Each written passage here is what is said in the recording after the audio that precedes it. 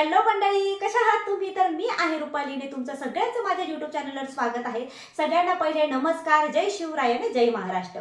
तर आजचा टॉपिक खूप इम्पॉर्टंट असा होणार आहे, तो म्हणजे की वेट लॉस।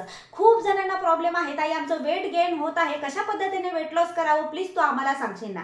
तर आज मी त्याच्यावर चर्चा करणार आहे आणि त्याचे फक्त 8च टॉपिक आहेत, ते जर तुम्ही फॉलो केले तर 100% तुमचं वेट लॉस होईल ही मी गॅरंटी देते। कारण की मी सुद्धा वेट लॉस केलेला आहे आणि माझा 2 ते 3 किलो वेट लॉस झालेला आहे। तर ह्या सगळ्या गोष्टी तुम्ही पण फॉलो करा आणि मी कोणत्या गोष्टी फॉलो केलेल्या आहेत हे तुम्हाला मी ब्लॉग मध्ये सांगणार आहे। तर ब्लॉग पूर्ण बघा आणि अजिबात स्किप करू नका।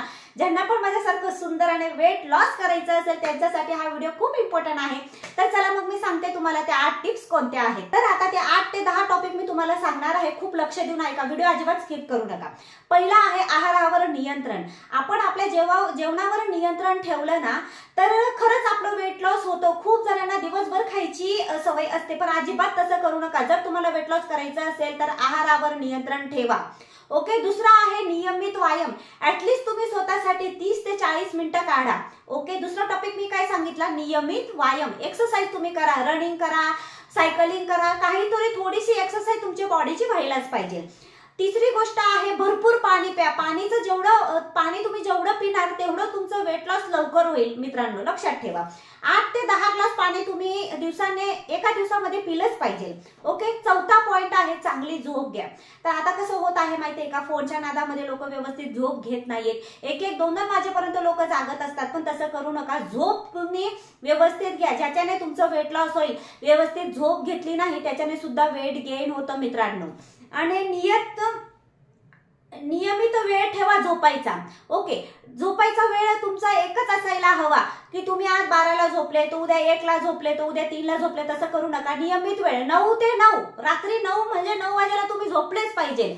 ओके, वजनाची नोंदणी करा। जर तुम्ही वेट लॉस करत असाल तर तुम्ही खरंच इच्छाने आणि मनापासून वेट लॉस करत असाल तर तुम्ही वेटची नोंदणी करा की आज माझं एवढं होतं, उद्या किती झालं, परवा किती झालं, या गोष्टींवर तुम्ही लक्ष ठेवत जा, तर तुम्हाला कळेल ना माझं खरंच वेट लॉस होत आहे का म्हणून।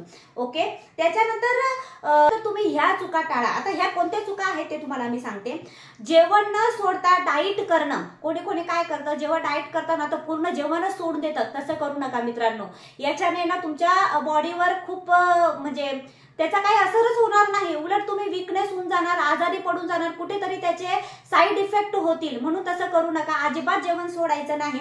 फार कमी खाणे, कमी पण खाऊ नका मित्रांनो, आणि उपाशी पण राहू नका। कोणी तर डायरेक्ट उपवासच करतं, तसं करू नका। जर तुम्हाला वेट लॉस करायचं असेल तर तुम्ही व्यायाम, एक्सरसाइज ह्या ज्या गोष्टी मी तुम्हाला पहिले सांगितल्या आहेत त्याच्याकडे लक्ष द्या। अजिबात असं करू नका, जेवण सोडू नका, तसं करू नका मित्रांनो। आणि त्याच्यानंतर मी आता तुम्हाला लास्ट पॉइंट सांगत आहे, ग्रीन टी।